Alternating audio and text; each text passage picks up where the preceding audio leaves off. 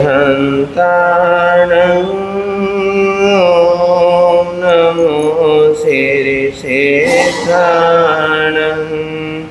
ॐ नमो आयर्याणं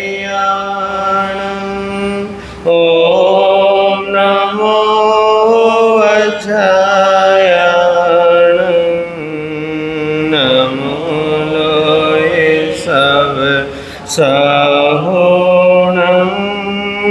एषो पंच नमोकारो एषो पंच नमोकारो सर्व पावपनाशनो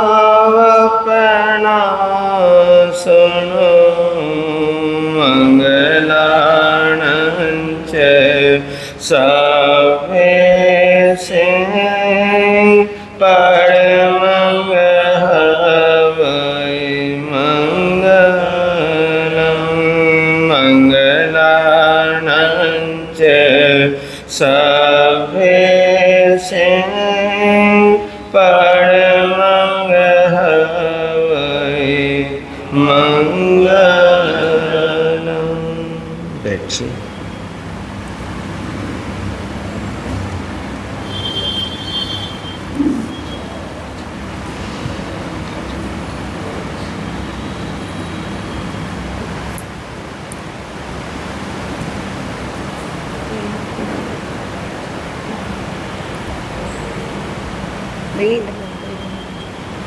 मानसी की तरफ लगा भैया टेढ़ा नहीं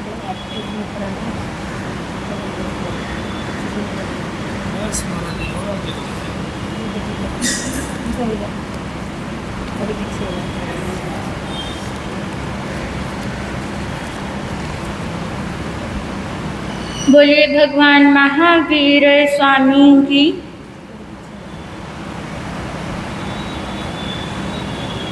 मेरे सतगुरु जी तुस मेहर करो, मैं दर तेरे ते आई होइयां। मेरे सतगुरु जी तुस मेहर करो, मैं दर तेरे ते आई होइयां। मेरे कर्मा वल ना वेखियो जी, मैं कर्मा तो शर्माई होइयां। मेरे सतगुरु जी तुस मेहर करो, मैं दर तेरे ते आई होइयां। जो दर तेरे ते आ जांदा, ओ असल खजाने पा जांदा। जो दर तेरे ते आ जांदा, ओ असल खजाने पा जांदा। मैनू भी खाली मोड़ी ना, मैं भी दर ते आस लगाई हुइयां। मैनू भी खाली मोड़ी ना, मैं भी दर ते आस लगाई हुइयां। मेरे सतगुरु जी तुस मेहर करो,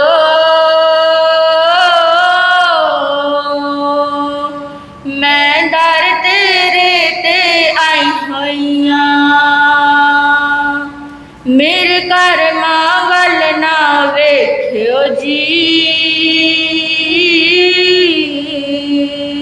मैं कर्मा तो शर्माई हुइयां। मेरे कर्मा वल ना वेखियो जी, मैं कर्मा तो शर्माई हुइयां। तुसी तारनहार कहंदे हो डुबदे नू बन्ने लाउंदे हो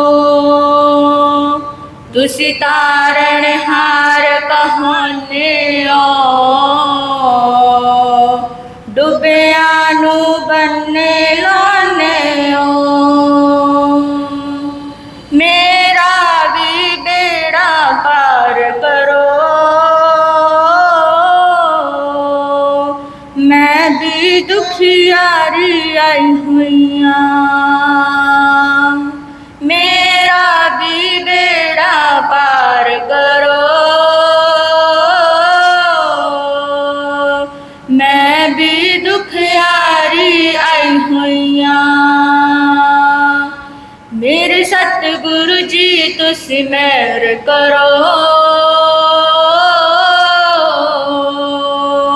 मैं दर तेरे ते आई हुईया मेरे सतगुरु जी तुस मेहर करो मैं दर तेरे ते आई हुईया मेरे कर्मा वल ना वेखियो जी मैं कर्मा तो शर्माई हुईया मेरे कर्मा वल ना वेखियो जी मैं कर्मा तो शर्माई हुईया मेरे सतगुरु जी तुस मेहर करो मैं दर तेरे ते आई हुईया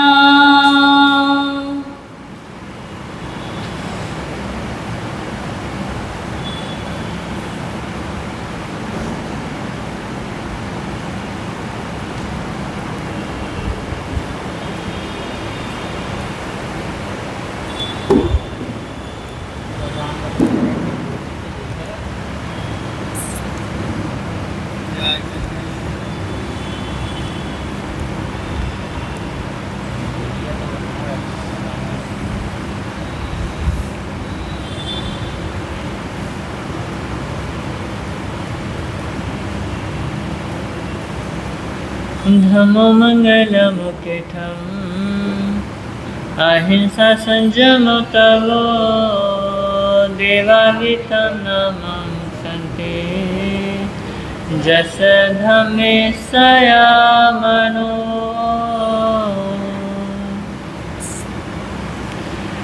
जो स्वरूप समझे बिना पाया दुख अनंत जो स्वरूप समझे बिना पाया दुख अनंत समझाया वह पद नमन श्री सद्गुरु भगवंत समझाया वह पद नमन श्री सद्गुरु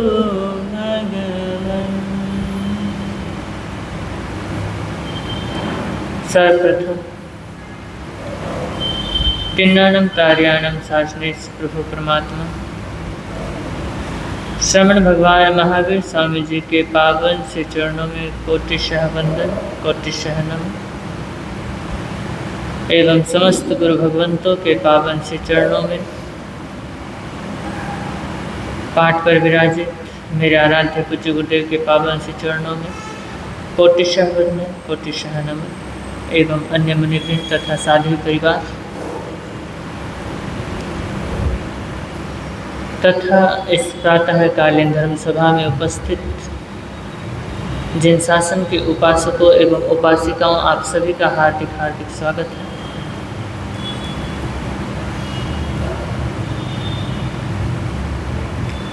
हम मेरी भावना की भावधारा में गोते लगाएं।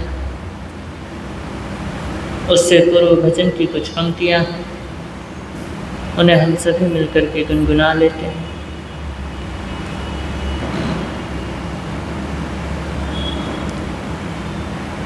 तुम ही मेरी नैया, किनारा तुम्हें हो। तुम ही मेरी नैया, किनारा तुम्हें हो। मेरी जिंदगी का सहारा तुम्हें हो। मेरी जिंदगी का सहारा तुम्हें हो। तुम ही मेरी नैया, किनारा तुम्हें हो। मेरी जिंदगी का सहारा तुम्हें हो। तुम ही मेरी नैया। ये नर्तन का चोला बनाया है तुमने। ये नर्तन का चोला बनाया है। सभी अंग ढंग से सजाया है तुमने। सभी अंग ढंग से सजाया है तुमने। तुम ही मेरी नज़रे, नज़ारा तुम्हें हो। तुम ही मेरी नज़रे, नज़ारा तुम्हें हो। मेरी जिंदगी का सहारा तुम्हें हो। मेरी जिंदगी का सहारा। तुम ही सूर्य बन कर चमकते हो प्यारे। तुम ही सूर्य बन कर चमकते हो प्यारे। तुम ही बिजली बन कर कड़कते हो प्यारे। तुम ही बिजली बन कर कड़कते हो प्यारे। तुम ही चांद तारे, सितारा तुम्हें हो। तुम ही चांद तारे, सितारा तुम्हें हो। मेरी जिंदगी का सहारा तुम्हें हो। तुम ही मेरी नैया, किनारा तुम्हें हो। मेरी जिंदगी का सहारा। तुम ही बन के बादल बरसते हो प्यारे। तुम ही बन के बादल बरसते हो प्यारे।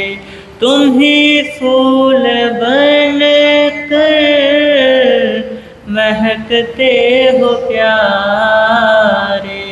तुम ही फूल बन कर महकते हो प्यारे। नदी सिंधु सागर की धारा तुम्हें ही हो, नदी सिंधु सागर की धारा तुम ही हो, मेरी जिंदगी का सहारा तुम ही हो, तुम ही मेरी नैया, किनारा तुम ही हो, मेरी जिंदगी का सहारा। कृपा मैत्री करुणा सभी काम तेरे, कृपा मैत्री करुणा सभी काम तेरे, सभी रूप तेरे, सभी नाम तेरे, सभी रूप तेरे, सभी नाम तेरे, यति भिक्षु सद्गुरु हमारा तुम्ही हो, यति भिक्षु सद्गुरु हमारा तुम्ही हो, मेरी जिंदगी का सहारा, तुम ही मेरी नैया, किनारा तुम ही हो, तुम ही मेरी नैया, किनारा तुम ही हो, मेरी जिंदगी का सहारा तुम ही हो, मेरी जिंदगी का सहारा तुम ही हो।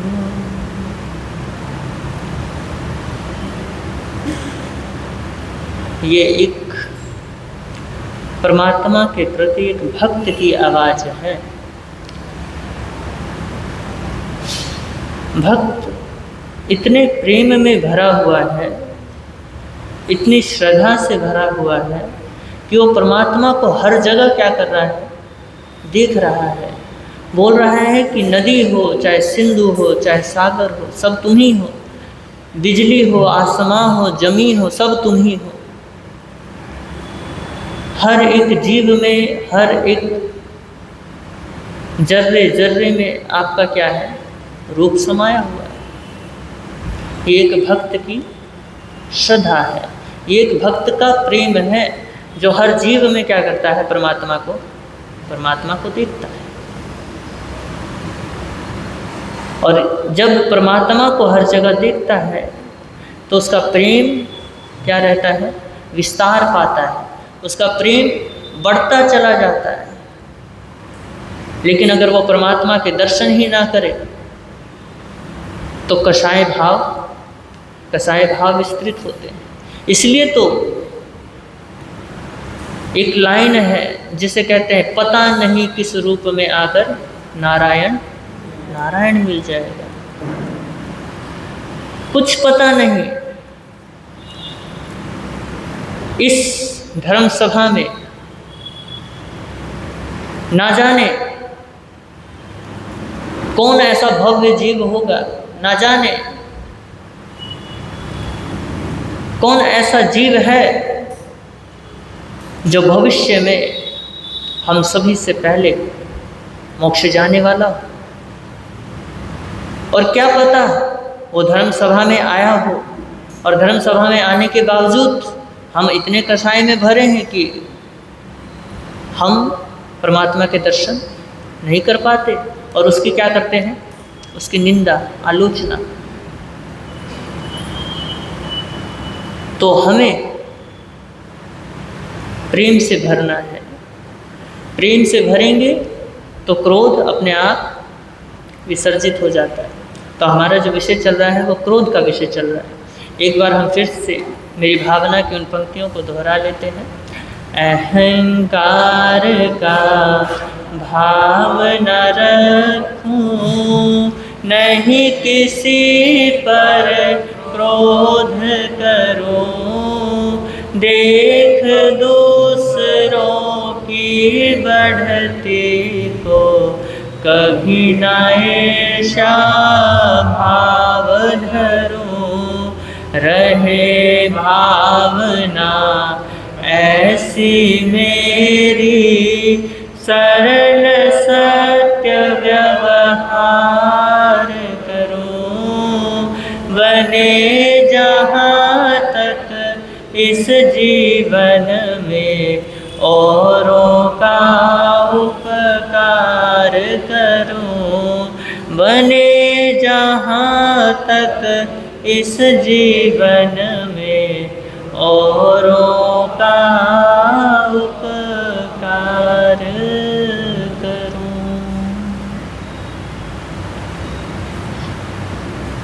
तो नहीं किसी पर क्रोध करूं। कल आपसे बात कही थी कि क्रोध हमारा अति निकट है, अतीत काल से हमारे साथ रहा हुआ है और यात्रा करता आया है और अब भी मौजूद है। और वो मौजूद क्यों है? वो इसलिए है कि हमने उसको क्या मान रखा है? हमने उसको मित्र मान रखा है, हमने उसको शत्रु माना ही नहीं है। और जब शत्रु माना ही नहीं है तो उसको दहलीज से बाहर निकाले तो निकाले कैसे? उसको तो आप घर पे ही क्या करोगे? उसको घर पे ही बैठाओगे या मित्र को बाहर निकाल दोगे? मित्र को तो घर पे बैठाते हो ना, या बाहर निकालते हो? घर पे बैठाते हो। तो क्रोध को भी आपने मित्र माना हुआ है, तो क्रोध को भी क्या करते हो? साथ में रखते हो। अभी अंदर से वो आवाज नहीं आई कि आप क्रोध को क्या मानो? शत्रु मानो। अगर क्रोध को विसर्जित करना है तो पहले क्रोध को जानना होगा, क्रोध को पहचानना होगा कि क्रोध है क्या। हम सीधा क्रोध को जाने बिना ही अक्रोध की साधना करें, हम क्रोध नहीं करेंगे ऐसी साधना करें, तो ये तो संभव है ही नहीं। तो क्रोध के क्या क्या नुकसान होते हैं, क्रोध क्या क्या बिगाड़ता है आपका, क्रोध क्या क्या कर सकता है, ज्ञानी महात्मा आपको ये बताते हैं। और उसके जरिए वो ये बताना चाहते हैं कि आप उसको क्या मान लो? आप क्रोध को शत्रु मान लो। अगर तुमने शत्रु ना माना तो ये तुम्हारा क्या करेगा? नाश करेगा। ये तुम्हारा ही अहित का कारण बनने वाला है। तो कल मैंने आपको बताया था, वाल्मीकि रामायण में क्या बोला था कि क्रोध क्या है? मित्र मुख शत्रु है। सामने से तो मित्र लगता है, लेकिन असल में वो क्या है? असल में हमारा शत्रु है। और उसको कहा है कि वो तलवार की भांति है। किसकी तरह? तलवार की भांति है, महातीक्ष्ण तलवार है। और क्रोध क्या कर लेता है? सब कुछ खींच लेता है। सब कुछ खींच लेने का मतलब है कि वो आपके जितने सद्गुण हैं, क्रोध आपका अहित करता ही करता है, साथ में आपके सारे सद्गुणों को नष्ट कर लेता है और उन सद्गुणों को पी जाता है। जैसे अग्नि में घी डालो तो घी क्या हो जाता है जी? बोलो। घी नष्ट हो जाता है, उसका कोई नामो निशान नहीं पता होता। जबकि घी क्या है? मूल्यवान है। घी क्या है? गुणवान है। लेकिन फिर अग्नि में जाने के बाद वो क्या हो जाता है? विलीन हो जाता है। ऐसे ही क्रोध हमारी अग्नि है और जो हमारे सद्गुण हैं वो घी के समान है। अगर हमारे अंदर वो क्रोध रूपी अग्नि जलती रही तो वो सद्गुण रूपी घी क्या होता रहता है जी? वो जलता ही रहेगा, वो नष्ट होता ही रहेगा। आप सोचो कि क्रोध करते हुए भी हम सद्गुण को बचा ले, तो ऐसा कभी होने वाला नहीं। और राजनेता अक्सर एक बात कहा करते हैं, आपने सुना भी होगा वैसे दिल्ली राजनेताओं की है, सारी राजनीति यहीं दिल्ली में ही होती है ना जी, सारा कुछ यहीं से चल रहा है पूरे भारत का। तो आपको अक्सर ये सुनने को मिलता होगा, वो क्या कहते हैं कि हमारे देश को बाह्य शत्रुओं से खतरा नहीं है, बाहर के शत्रुओं से इतना खतरा नहीं है जितना देश के अंदर रहने वाले बोलो शत्रुओं से है।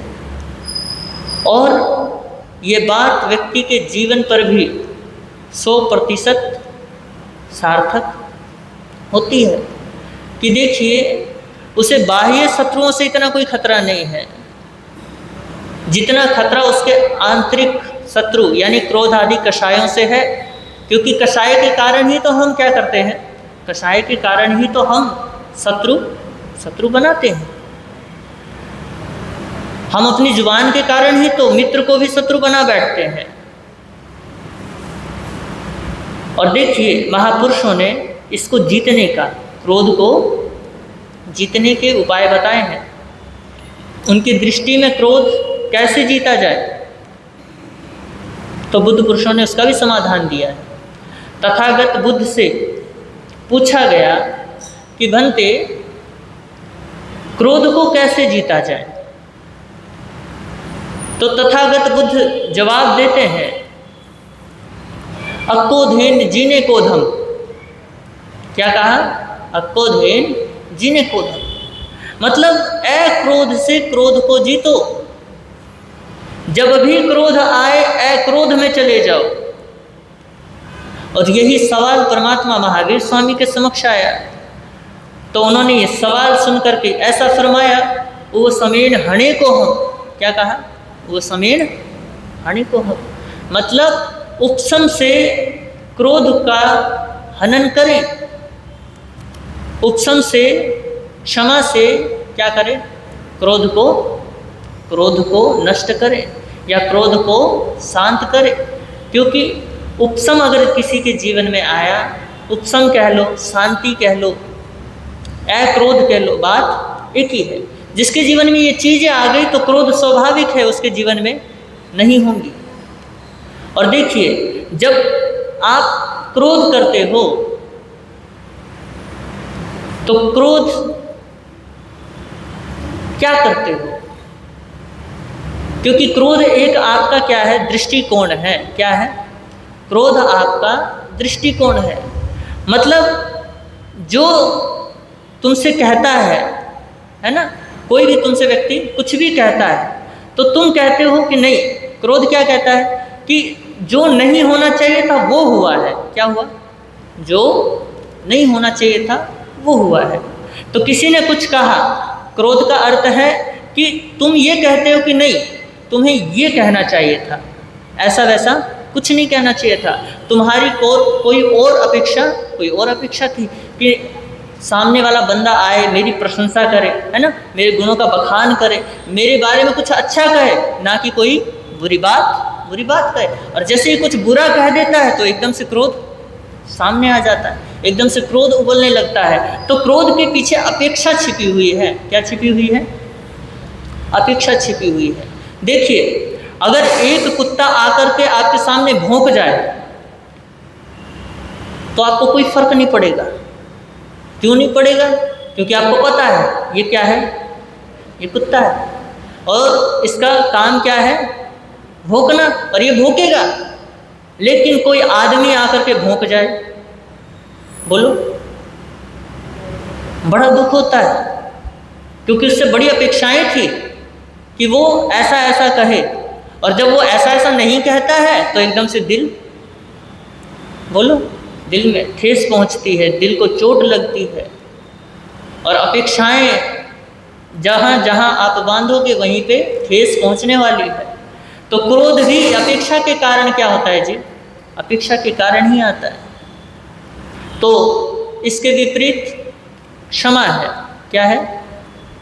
क्रोध के अभाव में क्षमा है। क्षमा का अर्थ है कि तुम्हारी कोई अपेक्षा नहीं है, मतलब हमारी कोई अब अपेक्षा नहीं है। जो दूसरा कर रहा है वही करेगा, जो वो कर सकता है वही करेगा, इसके अलावा वो कुछ कर ही नहीं सकता। जो गाली दे रहा है वो गाली ही देगा, और जो गीत गा सकता था वो गीत ही गाएगा। तो क्षमा एक दृष्टिकोण है जो कहती है कि मैं कौन हूँ, है ना, मैं कौन हूँ तुमसे अपेक्षा बांधने वाला, मैं तुमसे क्या चाहता हूँ, मैं कुछ भी तुमसे नहीं चाहता कि तुम मेरे लिए ऐसा कहो। और जब क्षमा जीवन में उतरती है तो क्रोध अपने आप विसर्जित हो जाती है। तो क्षमा क्या कहता है कि क्षमा क्या कहती है, वो कहती है कि मेरी कोई अपेक्षा नहीं है, तुम जैसा व्यवहार करो तो ठीक है, तुम गाली दोगे तो भी ठीक है, तुम सम्मान करोगे तो भी ठीक है, क्योंकि मैंने ना तुमसे सम्मान मांगा है ना ही तुमसे गाली मांगी है। तो मैं क्यों क्रोधित हूँ, क्यों फालतू में अपना आनंद नष्ट करूं। तो ऐसा नहीं करोगे, अगर तुम मेरी प्रशंसा नहीं करोगे तो मैं क्रोधित हो जाऊंगा। ऐसा क्षमा का भाव नहीं होता, ये क्रोध का भाव होता है। क्रोध कहता है कि तुम मेरी प्रशंसा करो तो मैं प्रसन्न हो जाऊंगा, अगर तुम मेरी निंदा करोगे तो मैं क्रोधित हो जाऊंगा। लेकिन क्षमा क्षमा कहती है कि नहीं, तुम कुछ भी करो, मैं तुम्हें क्या देता हूँ, क्षमा देता हूँ, क्योंकि मेरे को तुमसे कोई अपेक्षा नहीं। तो इसलिए जिससे तुम्हारी अपेक्षा है, ध्यान रखना, वही दुख आपको क्या होगा, वही दुख आपको पैदा होता हुआ मिलेगा। जितनी देखिए, जिससे आपका संबंध नहीं है उससे आपका कोई क्रोध पैदा नहीं होता। लेकिन जिससे आपकी जितनी ज़्यादा अपेक्षाएं होती हैं, जिससे आप जितनी गहराई से जुड़े होते हैं और कहते हैं कि तेरे से मेरी ये अपेक्षाएं हैं, तो देखना वही क्रोध आपका क्या होता है, वही क्रोध पैदा हो जाता है। आप रास्ते से निकलते हो, घर में रहते हो तो परिवार बैठे हैं, परिवार से आपका संबंध है, उनसे कई अपेक्षाएं हैं। पति है तो पत्नी से अपेक्षा है, पत्नी है तो पति से है, बच्चे हैं तो माँ बाप से है, माँ बाप हैं, बच्चे हैं और तो माँ बाप को बच्चों से अपेक्षाएं हैं। यहाँ तक तो समझ आता है कि अपेक्षाएं यहाँ क्रोधित कर रही हैं। अगर बाहर जाते हो वहाँ तो कोई संबंध नहीं है, तो फिर वहाँ क्रोध क्यों आता है? अगर कोई गाली दे जाए तो वहाँ क्रोध क्यों आता है? वहाँ भी आपकी अपेक्षा जुड़ी है। आप जिसको देखते चलते हो ना, आप सोचते हो कि कहीं ये मुझे गाली ना दे दे। होता है नहीं होता? अपेक्षा बांधते चले जाते हो आप कि ये मुझे गाली ना दे दे, कहीं ये मेरे बारे में कोई निंदा ना कर रहा हो, कोई मेरे को देख तो नहीं रहा है, कहीं मेरे बॉडी लैंग्वेज को देख करके कुछ बातें तो नहीं बना रहा है। इस तरीके से जब अपेक्षाएं आप बनाते हो और बाय चांस आपको पता भी चल जाए कि उसने ऐसा कह दिया, उसने वैसा कह दिया, तो वहीं पे क्या होने लगते हो आप? क्रोधित होने लग जाते हो। तो इसलिए जितनी आप अपेक्षाएं बांधोगे उतना ही क्रोध आपका क्या होता चला जाएगा जी? बढ़ता चला जाएगा। तो क्षमा क्रोध के विपरीत नहीं है, क्षमा क्रोध का अभाव है। जैसे ही अपेक्षाएं गिरती हैं, जितनी अपेक्षाएं आपकी थी वो जितनी अपेक्षाएं गिरेंगी, क्रोध वैसे ही विसर्जित होता चला जाएगा और क्षमा अपने आप होती चली जाएगी। आपको क्षमा करने की ज़रूरत नहीं पड़ेगी। और क्षमा करने की अगर आपको ज़रूरत पड़ रही है तो इसका मतलब अंदर कहीं ना कहीं आपके अंदर कमी है। अभी आपने अंदर से वो क्षमा भाव सीखा ही नहीं जो परमात्मा ने कहा है। परमात्मा तो कह रहे हैं कि आप अपनी इच्छाओं को तो ख़त्म ही करते चले जाओ। इच्छा कह लो, कामना कह लो, अपेक्षा कह लो।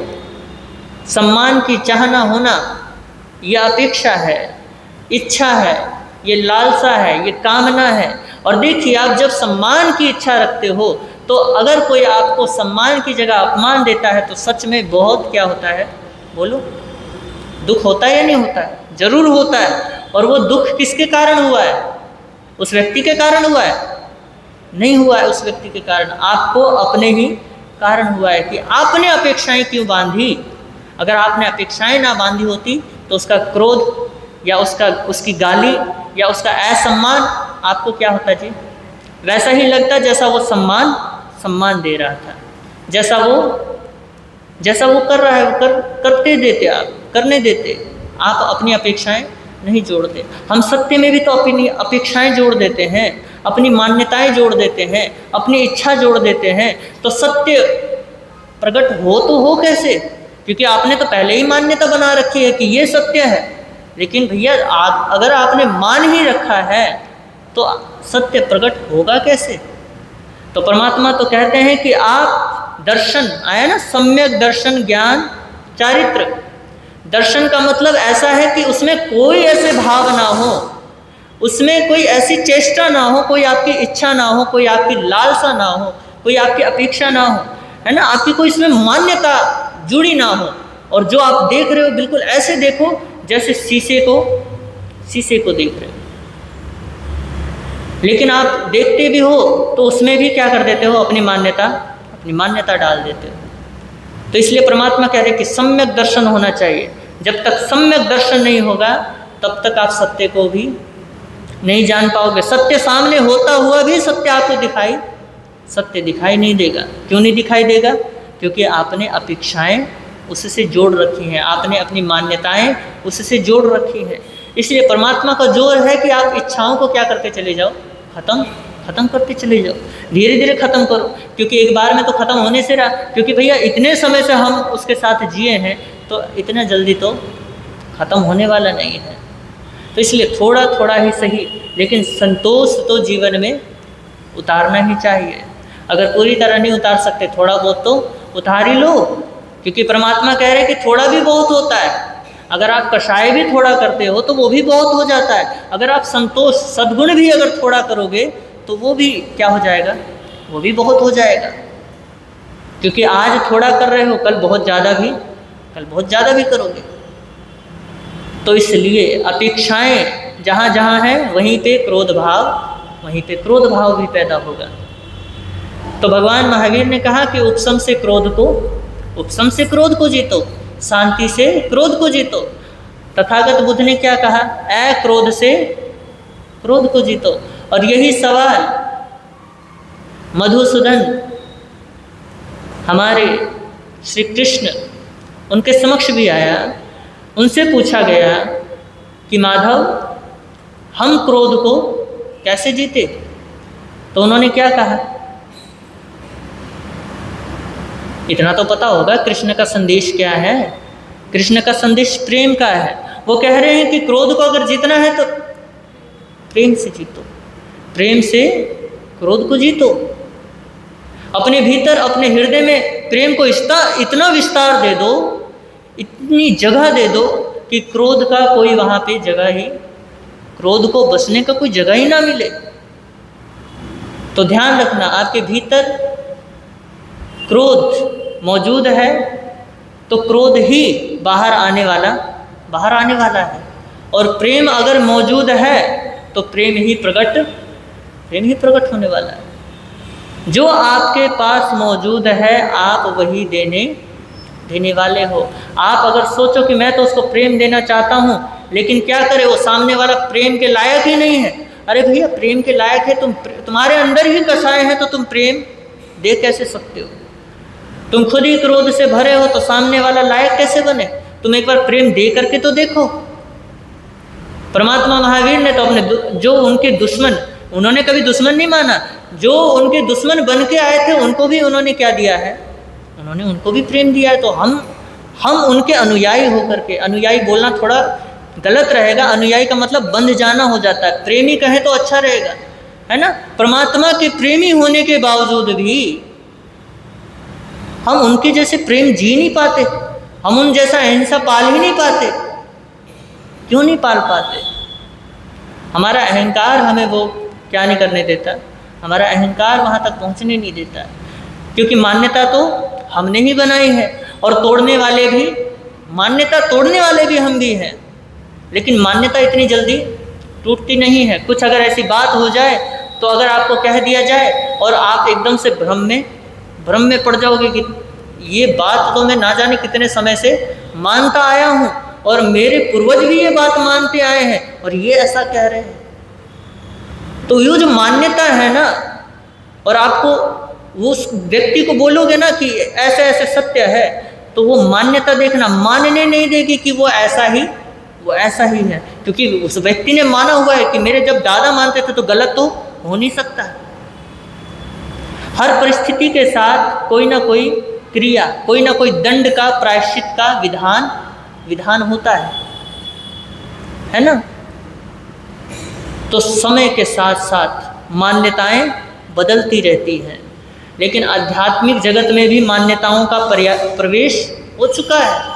और ये जो धार्मिक आध्यात्मिक जगत में जो मान्यता है ना, ये बहुत बेकार है, बहुत गलत है।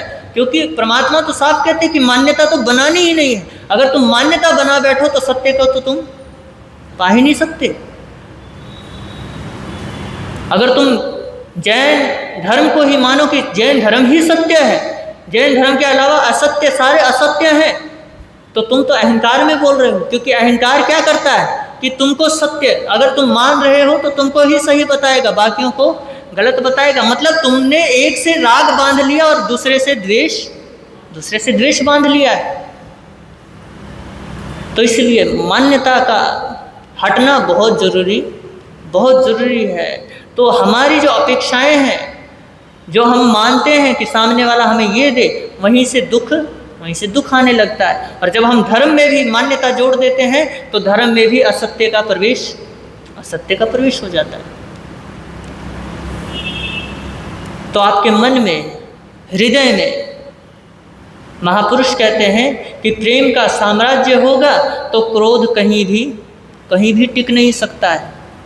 और देखिए, जहाँ शत्रुता मौजूद भी हुई किसी जन्म के कारण, जहाँ पे आपके प्रेम के कारण संबंध सही से बन नहीं पाया था, तो आपकी उस प्रेम के कारण जो अब आप प्रेम में जी रहे हो, उससे टकरा करके वो क्रोध भी क्या हो जाता है जी?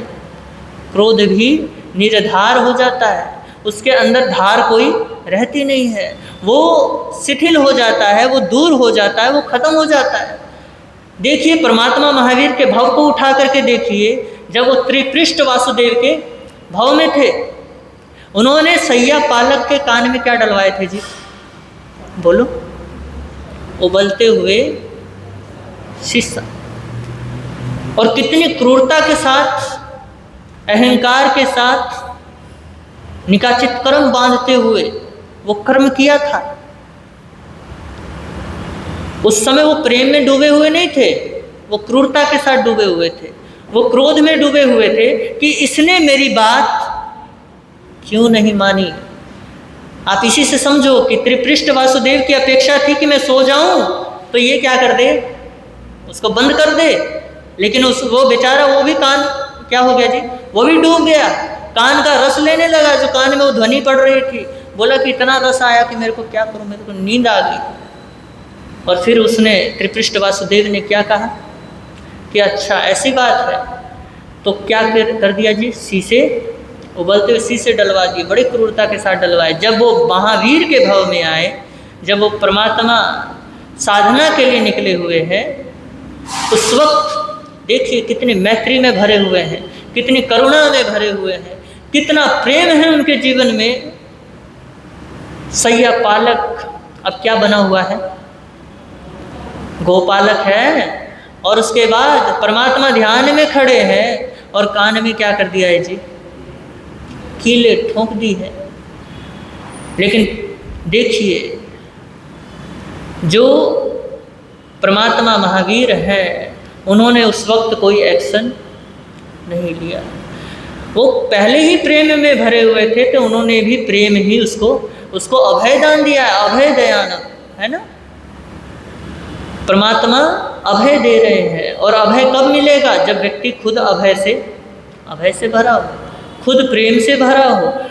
जिसको किसी का भय नहीं है, वही दूसरों को अभय दे सकता है।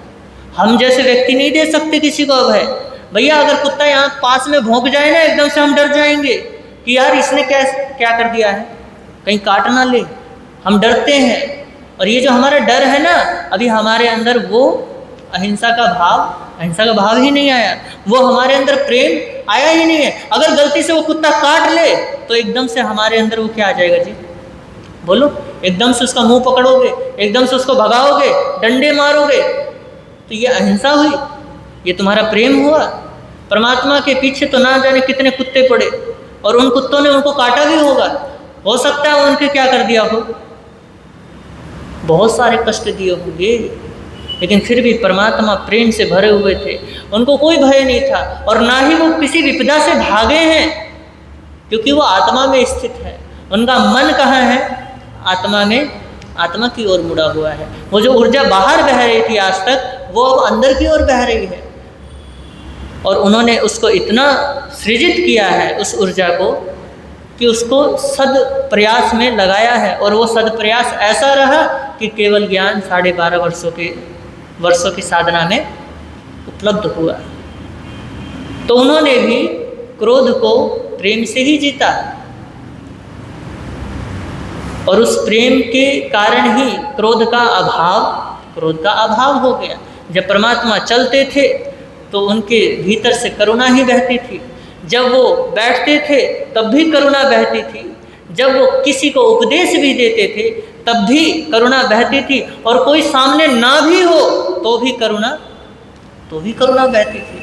हमारे को तो निमित्त चाहिए कोई करुणा करने के लिए, लेकिन परमात्मा को निमित्त की जरूरत नहीं है, क्योंकि वो इतने भरे हुए हैं। जब आप नलके के नीचे बाल्टी लगा दो, है ना, और पानी चला दो और वो भर जाए, तो वो क्या होता रहता है जी? अगर बंद ना करो तो बहता ही जाता है। ऐसे ही परमात्मा इतने आत्मा के अंदर विलीन है कि अंदर से आनंद का झरना इतना बहता है कि वो रुक नहीं पाता है। सागर को बांधने के लिए कोई बांध थोड़ी ना लगाया जाता है। फूल की खुशबू रोकने के लिए अगर फुलवारी वो लगा दो तो क्या फूल की खुशबू रुक जाएगी? नहीं रुकेगी।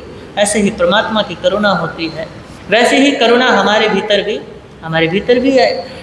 तो आप प्रेम पूर्ण है तो क्रोध क्या हो जाएगा जी?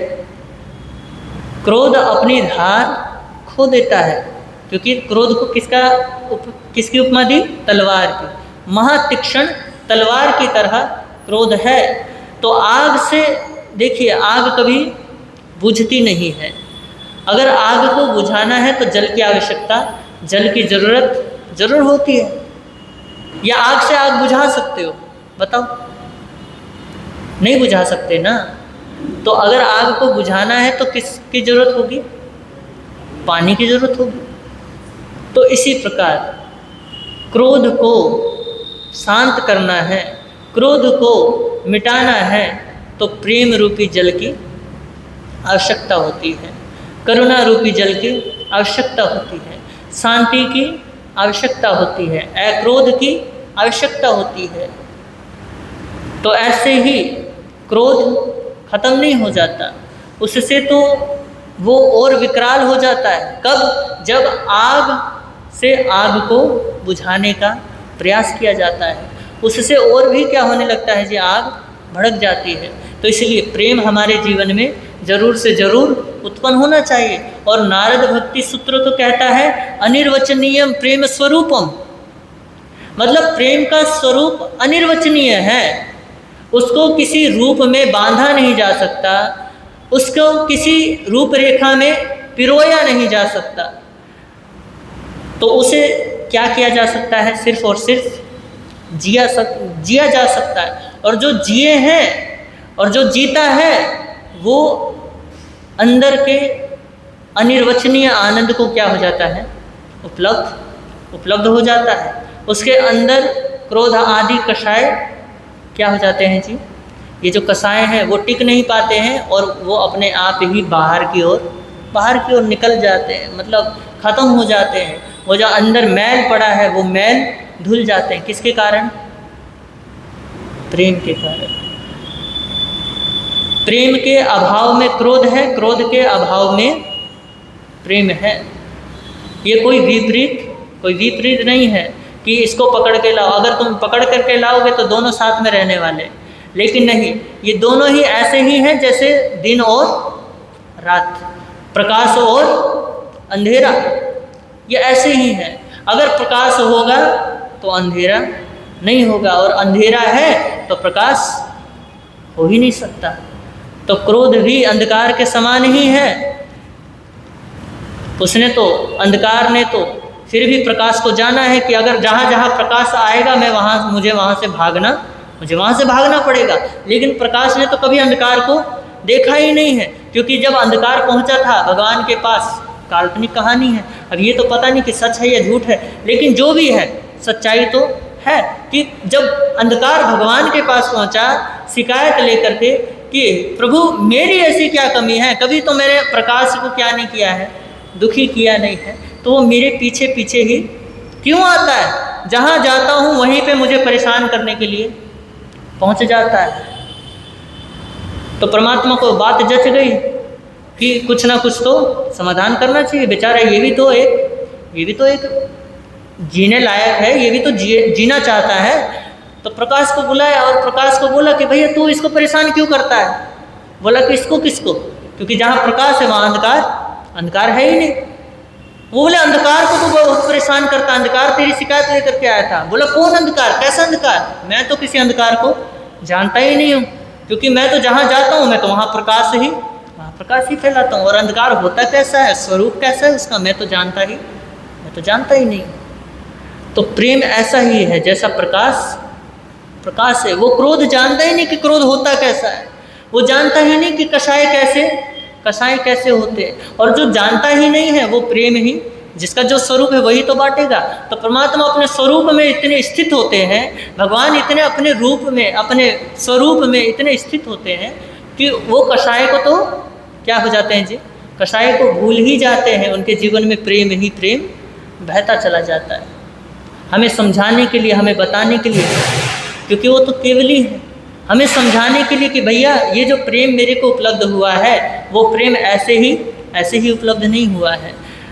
आपको इन कसायों को क्या करना पड़ेगा, बोलो, इन कसायों को शांत करने के लिए इन चीज़ों का थोड़ा अभ्यास करना होगा, क्रोध को जानना होगा, कसायों को जानना होगा। जब तक तुम कसायों को नहीं जानोगे तो तुम प्रेम के स्वरूप को भी नहीं समझ पाओगे। क्रोध को ही नहीं जानोगे तो प्रेम को कैसे जानोगे कि प्रेम होता कैसा है, क्रोध कैसा होता है। क्योंकि तुम तो अगर मानने लगो तो क्रोध को भी तुम प्रेम ही मानो, और मानते हैं, ऐसी बात नहीं है। आप देखना, आपको क्रोध आएगा ना किसी के ऊपर, वो क्रोध अपने बच्चे पे उतार देते हैं, है ना, पति पत्नी पे उतार देते हैं और पत्नी पति पर उतार देती है। माँ बाप आपस में लड़ाई करेंगे, बेचारा बच्चा बीच में घिस जाता है, बेचारा उसकी कोई गलती नहीं होती, बेचारा वो भी फंस जाता है, उसके ऊपर भी क्रोध उतार देते हैं। और जब पूछो कि भैया क्यों मारा, किस लिए किया, तो बोलते हैं तेरी भलाई के लिए ही, हाँ तेरी भलाई के लिए, मैं तुझसे प्रेम करती हूँ, मैं तुझसे प्रेम करता हूँ, इसलिए तेरे को क्या किया है मैंने, इसलिए पीटा। तो आप उस क्रोध को भी प्रेम का स्वरूप मान रहे हो, जबकि नहीं, वो प्रेम का स्वरूप नहीं है। वो आपकी अपेक्षाएं हैं कि ये मेरी बात मानेगा, अगर भविष्य में अगर कुछ उल्टा सीधा करेगा तो कम से कम मेरा डर तो रहेगा कि हाँ मेरे को क्या कर सकते हैं, मार सकते हैं, मुझे कुछ कर सकते हैं। तो ऐसी अपेक्षाएं, आप उनको डराते हो, ना कि आप उनको प्रेम देते हो। तो इसलिए हम क्रोध को भी प्रेम का स्वरूप मान लेते हैं।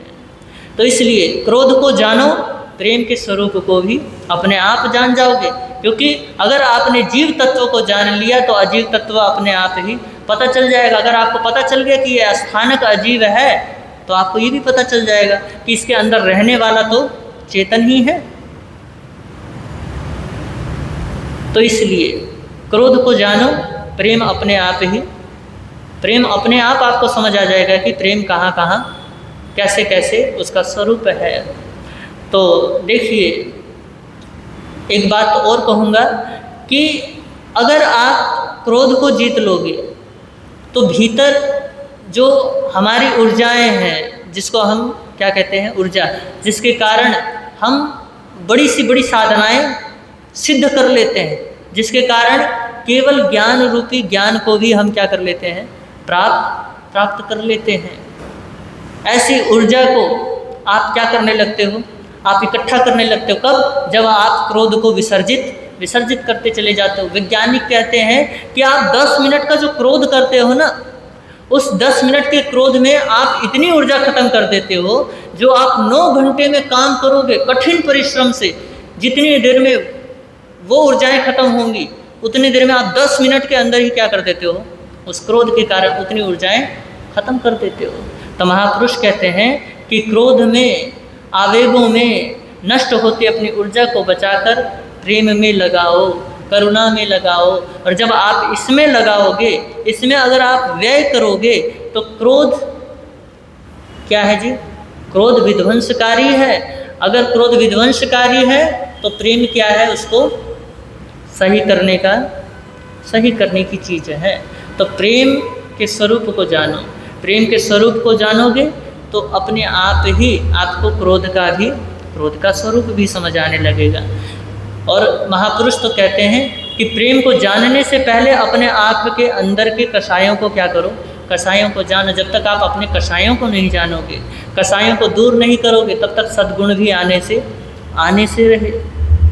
तो इसलिए आपके जीवन में भी उपशम भाव पुष्ट हो, आप भी अक्रोध में जिए, आपके जीवन में प्रेम के फूल विकसें, प्रेम के फूल खिले, यही शुभ भावना भाते। इन्हीं शब्दों के साथ ओम शांति। और आगम विरुद्ध कुछ कहा गया हो तस्मिच्छामि दुक्कडम। आप सभी ने मुझे बड़े प्रेम के साथ सुना, इसके लिए बहुत बहुत अनुग्रहित हूँ।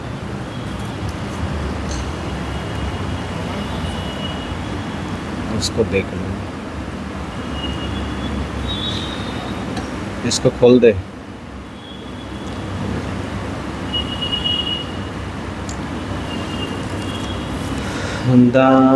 दानान से थम अभेपयाणं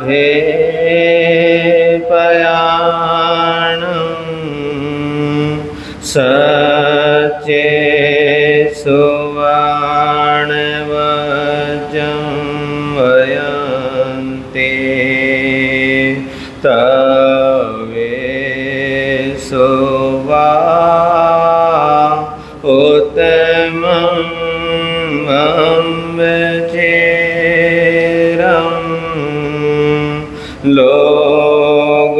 लोगोत्तमे समणे नायपुते गुरु श्री राम मुनि जी को मेरा प्रणाम, जिनका जग में ऊंचा नाम, जिनका जग में ऊंचा नाम। गुरु श्री प्रेम सुख जी को मेरा हो प्रणाम, जिनका जग में ऊंचा नाम, जिनका जग में ऊंचा नाम। दीन के बंधु करुणा सिंधु जप लो सुबह और शाम, जिनका जग में ऊंचा नाम, जिनका जग में ऊंचा नाम। सबसे पहले शासनपति श्रवण भगवान महावीर स्वामी की सदाकार जय हो विजय हो। ध्यान योगी आचार्य सम्राट पूज्य श्री शिव मुनि जी महाराज साहब दिन शासन गौरव परम पूज्य गुरुदेव श्री राम मुनि जी महाराज साहब संग गौरव परम पूज्य गुरुदेव श्री प्रेम सुख जी महाराज साहब महाश्रमण पूज्य गुरुदेव श्री सतीश मुनि जी महाराज साहब संग रतन उपाध्याय परवर परम पूज्य गुरुदेव श्री रविंद्र मुनि जी महाराज साहब सर्वधर्म दिवाकर पूज्य गुरुदेव श्री रमणीक मुनि जी महाराज साहब, इन सभी गुरु भगवंतों की सदाकार जय हो विजय हो। तेजस्विनी अन्न संत वृंद साध्वी परिवार उपस्थित धर्म प्रेमी बंधुओं तथा माताओं बहनों, सबसे पहले हम बधाई देते हैं, शुभकामनाएं देते हैं शर्मन संज्ञेय उत्तर भारतीय प्रवर्तक परम पूज्य परम श्रद्धेय पूज्य गुरुदेव श्री सुभद्र मुनि जी महाराज साहब, जिनकी आज जन्म हीरक जयंती, जिनका चातुर्मास गाजियाबाद के अंदर बड़े ही ऐतिहासिक रूप से उनका चातुर्मास चल रहा है। और श्रवण संघ के क्या है, वो श्रवण संघ के प्रवर्तक हैं, विद्वान संत है, ज्ञानी ध्यानी संत है। और जैसे कि आप सभी को पता है कि उत्तर भारत के हमारे 2 प्रवर्तक हैं। पता है आपको 2 प्रवर्तक कौन है श्रवण संघ के? नहीं पता है जी? हाँ, परम पूज्य परम श्रद्धेय श्री आशीष मुनि जी महाराज साहब और परम श्रद्धेय श्री सुभद्र मुनि जी महाराज साहब, ये उत्तर भारत के हमारे 2 क्या हैं, श्रवण संघ के श्रवण संघीय प्रवर्तक है। तो इन दोनों को कुछ एरिया बांटा हुआ है। जैसे हमारे उत्तर भारतीय प्रवर्तक सुभद्र मुनि जी महाराज साहब दिल्ली है ना, और कुछ थोड़ा सा पंजाब है। और हमारे उत्तर भारतीय प्रवर्तक श्री आशीष मुनि जी महाराज साहब जैसे उत्तर प्रदेश है, उत्तराखंड है, हिमाचल है और कुछ पंजाब है।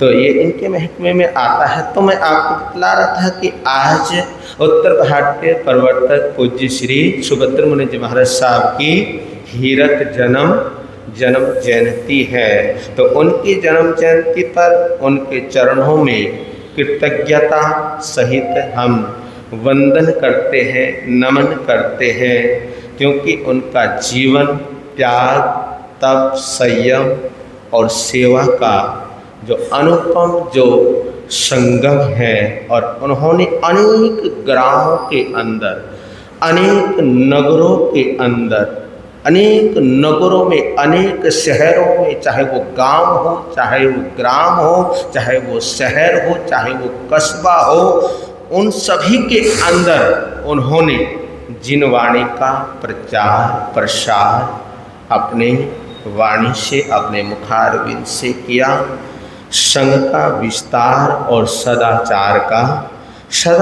का संस्कार उन्होंने प्रदान किया है और प्रदान कर भी रहे हैं। तो ऐसे उत्तर भारतीय प्रवर्तक श्री सुभद्र मुनि जी महाराज साहब, क्योंकि उनकी वाणी में जो करुणा है, उनकी वाणी में जो ओज है, जो वो करुणा है, वो दया है उनकी वाणी में, जो पत्थर दिल को भी क्या कर देती है, पत्थर दिल को भी पिघला देती है। उनकी दृष्टि में वो शक्ति है जो भक्त को अच्छे मार्ग पर, सच्चे मार्ग पर, जिन वाणी वीतराग परमात्मा के मार्ग पर क्या करती है, अग्रसर करती है। तो आज हम उनको यहीं से, वो तो गाजियाबाद है, लेकिन हम यहीं से सभी उनको जन्मदिन की हार्दिक बधाई देते हैं, शुभकामना देते हैं, मंगल कामना प्रदान करते हैं कि इसी तरह, इसी प्रकार आप जिन शासन की क्या करते रहे, जिन शासन की प्रभावना करते रहे, आप स्वस्थ रहे हमेशा और स्वस्थ रहकर, जिससे आप नगर में विचरण करते हैं और विचरण करके जिन वाणी के द्वारा, अपनी वाणी के द्वारा भव्य जीवों को उद्बोधन देते हैं जागृति का। तो जागृति का उद्बोधन इसी तरह, इसी प्रकार आप देते रहे और आपकी कृपा दृष्टि हर संघ पर, हर समाज पर, हर संत पर, हर साध्वी पर इसी प्रकार आपकी कृपा दृष्टि बनी रहे। ये जन्मदिन पर हम सभी मंगल कामनाएं, शुभकामनाएं प्रदान करते हैं। और अब आते हैं अपने थोड़े से विषय पे। हमारी चर्चा चल रही है 4 चीज़ें मैंने कल आपके समक्ष बोली थी। 4 चीज़ें कौन सी थी आपको याद है? आलोचना, निंदा, गर्हा और दुर्गंध। ये 1 महीने से ऐसे ही कर रहा है ये माइक, अभी तक ठीक नहीं हुआ। चलो कोई बात नहीं, चलने दो इसको जैसे चल रहा है। तो क्या बोला मैंने आपको? आलोचना, निंदा, गर्हा और दुर्गंध। तो आलोचना का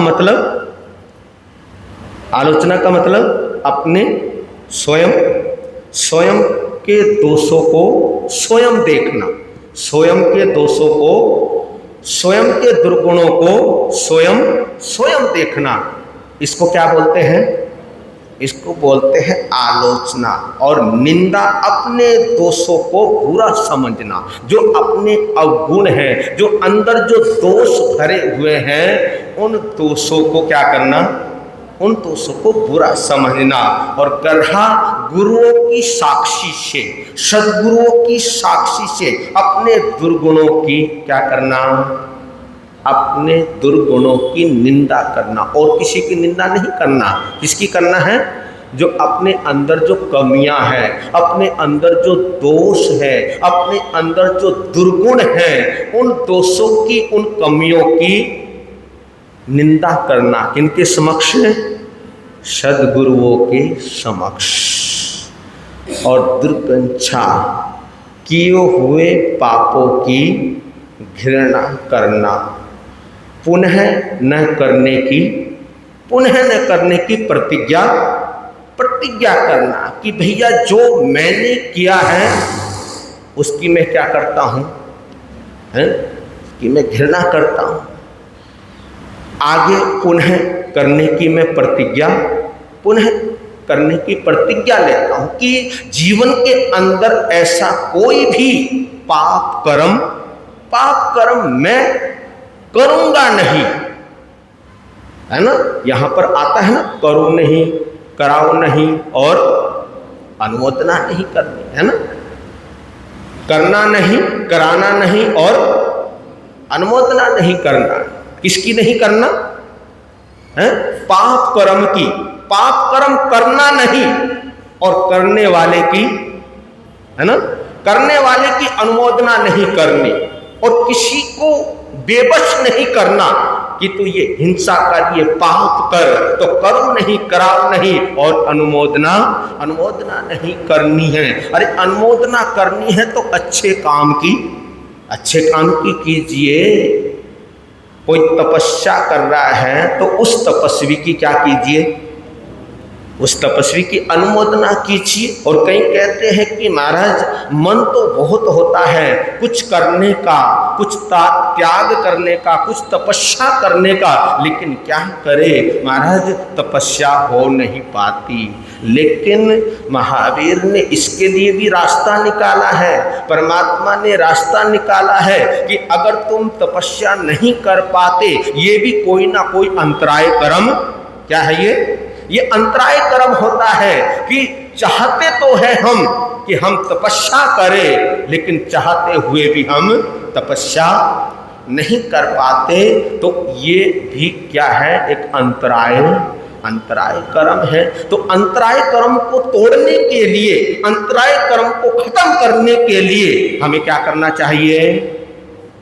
तपस्वी की अनुमोदना कीजिए। जब हम किसी तपस्वी की अनुमोदना करते हैं तो उससे हमारे अंतराय कर्म क्या होने लग जाते हैं? अंतराय कर्म खत्म होने लग जाते हैं, अंतराय कर्म टूटने लग जाते हैं। तो मैं आपको कल बतला रहा था कि देखिए, आप शीशे के सामने जाते हो, यहीं पर मैंने बात छोड़ी थी। आप किसके सामने जाते हो? किसके सामने? शीशा, आईना। कितने बार जाते हो मंत्री जी? कितने बार जाते हो शीशे के सामने? हैं? 3 टाइम? अच्छा 2 टाइम, चलो कोई बात नहीं। देखिए, आप जो घर में आईना है, जो शीशा है, आप शीशे के सामने जाते हो तो क्या देखते हो? हैं? क्या देखते हो? हैं? उसमें शीशे को देखते हो या अपने मुंह को देखते हो या अपनी काया को देखते हो या अपने शरीर को देखते हो? किसको देखते हो आप? शीशे को देखते हो या अपने आप को देखते हो? हैं? अपने आप को देखते हो ना, अपने मुंह को देखते हो, अपनी काया को देखते हो, है ना? कहीं गड़बड़ तो नहीं है, कहीं इधर उधर तो नहीं हो गया है कुछ, तो आप शीशे के समक्ष जाकर अपने मुंह को देखते हो। शीशे में देखकर आप अपने मुंह पर लगे या कहीं पर भी शरीर पर लगे दाग धब्बों को क्या करते हो? दाग धब्बों को दूर करते हो या शीशे को दूर करते हो? किसको दूर करते हो? हैं? शीशे को करते हो या दाग धब्बे जो लगे हैं उसको दूर करते हो? है ना? जो हमारे मुंह पर जो भी दाग धब्बे हैं या हमारे शरीर पर जो भी कुछ भी है, उन चीज़ों को हम क्या करते हैं? शीशे में देखकर उन चीज़ों को हम ठीक करते हैं, उन चीज़ों को हम संवारते हैं। शीशा घर में किस लिए रखा जाता है? शीशा घर में इसलिए रखा जाता है कि आप उसमें अपने आप को क्या कर सको? अपने आप को उस शीशे के अंदर देख सको। क्या कर सको? अपने आप को उस शीशे के अंदर देख सको। और जो कमियां आपको दिखाई दे रही है, किसके माध्यम से? शीशे के माध्यम से। जो कमियां हमारे शरीर पर हैं, उन कमियों को देखकर अपने हाथ से या कपड़े से या तौलिए से उन कमियों को रगड़ कर हम क्या करते हैं? है ना? कपड़े से या किसी तौलिए से रगड़ कर उसको हम क्या करते हैं? साफ करते हैं कि जो लगा हुआ है ये ठीक नहीं है। जो भी लगा हुआ है मेरे शरीर के ऊपर, चाहे मेरे मुंह के ऊपर जो भी लगा हुआ है, ये सब क्या है? ये सब ठीक नहीं है। तो आप अपने हाथ से कपड़ा लेकर उसको रगड़ते हो, उसको क्या करते हो? उसको हटाते हो, उसको साफ करते हो। इसी प्रकार आलोचना भी एक प्रकार का क्या है? एक प्रकार का शीशा है। क्या है ये जो आलोचना है? देखिए, आलोचना बोलने में, पढ़ने में, कहने में बहुत छोटा शब्द मालूम देता है, लेकिन अगर हम आलोचना शब्द के अर्थ में अगर हम जाते हैं, गहराई में अगर हम जाते हैं, अगर गहराई में हम पहुंचते हैं, तो आलोचना एक ऐसा शब्द है, इसमें जीवन की कमियां, दुर्गुण, पाप, दोष दिखाई देने लग जाते हैं। जब हम स्वयं की क्या करते हैं? जब हम स्वयं की आलोचना करते हैं, तो जो भी जितने भी पाप, दोष हैं, दुर्गुण हैं, जो भी हमारे अंदर कमियां हैं, वो सारी की सारी कमियां नजर आने लग जाती है। और जब कमियां नजर आती है, तो उन कमियों को दूर हटाने का क्या करते हैं? है ना? दूर हटाने का प्रयास करते हैं, दूर हटाने का प्रयत्न करते हैं। जीवन को पवित्र और सबल बनाने की चेष्टा हम करते हैं। जब आलोचना का रूप देखिए, जब आलोचना का रूप बहिर्मुखी होता है, बहिर्मुखी समझ गए? बाहर की ओर, है ना? जब आलोचना का रूप बहिर्मुखी होता है, तो उसको हम दोष दृष्टि कहते हैं। उसको क्या कहते हैं? हम उसको दोष दृष्टि कहते हैं। तो ऐसी दृष्टि को जरा सा हमारे को क्या करना है? जो बाहर की तरफ हमारी दृष्टि जा रही है, जो हमारी दोष दृष्टि बन गई है, दूसरों के दोष देखने की जो दृष्टि बन गई है, उस दृष्टि को जरा सा मोड़कर या मोड़ देकर अंतर्मुखी करने की क्या है? अंतर्मुखी करने की आवश्यकता, बहिर्मुखी से अंतर्मुखी आने की क्या है? आने की आवश्यकता है। हमारी दृष्टि देखिए, हमारी जो ये नज़र है, हमारी जो दृष्टि है, जिस ओर होगी, जिधर की ओर होगी, हमारा जीवन भी वैसा ही होगा। जिधर जैसी हमारी दृष्टि होगी, कहते हैं ना कि जैसी दृष्टि वैसी सृष्टि। जो देखोगे, जिस तरह से देखोगे, जिस अंदाज में आप देखोगे, वही आपको क्या है, वही आपको नजर आने वाला है। तो जिधर हमारी दृष्टि होगी, वही हमारा जीवन वैसा ही होने वाला है, वैसे ही बनने वाला है। यदि दृष्टि बाहर की ओर है तो हम दूसरों के अंदर, बोलो, हम दूसरों के अंदर क्या देखेंगे? गुण देखेंगे या दुर्गुण देखेंगे, है ना? अगर हमारी दृष्टि बाहर की ओर होगी, बहिर्मुखी होगी, तो हम दूसरों के अंदर गुण नहीं देखेंगे। हम क्या देखेंगे? हम अवगुण ही देखेंगे। हम दूसरों के अंदर गलतियां ही ढूंढेंगे। हम दूसरों के अंदर कमियां ही ढूंढेंगे, क्योंकि हमारी दृष्टि, हमारी सोच ऐसी हो गई है, ऐसी बन गई है। और यदि दृष्टि भीतर की ओर है, अंदर की ओर है, तो हम स्वयं को सुधारते रहेंगे। तो बहिर्मुखी दृष्टि यानी दोष दृष्टि। बहिर्मुखी दृष्टि का मतलब दोष दृष्टि। जब हम अपना ध्यान दूसरों पर रखते हैं, किस पर रखते हैं? जब हम अपना ध्यान दूसरों के ऊपर रखते हैं, तो हमारी दृष्टि दोष दृष्टि बन जाती है। क्या बन जाती है? दोष दृष्टि बन जाती है। हमारी दृष्टि के अंदर दोष आ जाता है। क्या आ जाता है?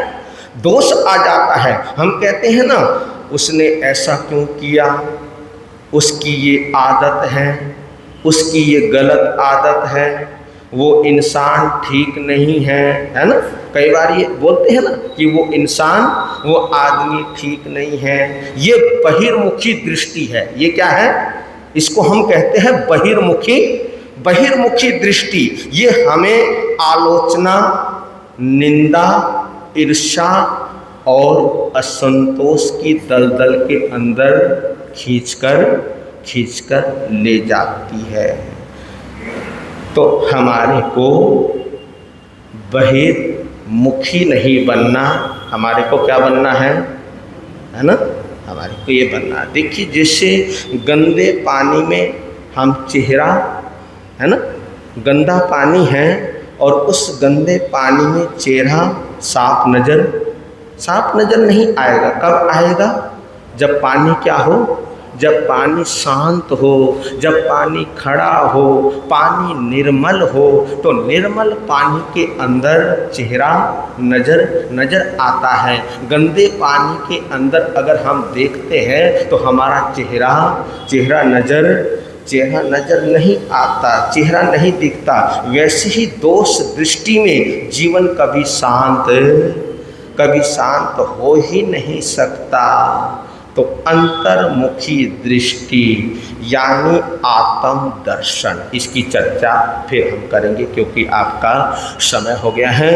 वीर नाम के हीरे मोती, गुरु नाम के हीरे मोती, प्रभु नाम के हीरे मोती, मैं बिखराऊं गली गली, ले लो रे कोई राम का प्यारा, शोर मचाऊं गली गली, ले लो रे कोई गुरु का प्यारा, शोर मचाऊं गली गली।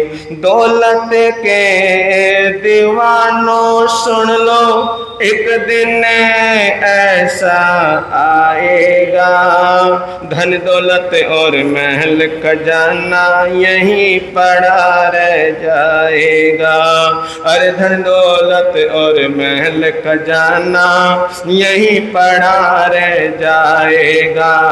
सुंदर काया मिट्टी बनेगी, सुंदर काया मिट्टी बनेगी, चर्चा होगी गले गले। ले लो रे कोई राम का प्यारा, शोर मचाऊं गले गले। ले लो रे कोई गुरु का प्यारा, शोर मचाऊं गले गले। हो शोर मचाऊं, शोर मचाऊं, शोर मचाऊं गले गले। आज का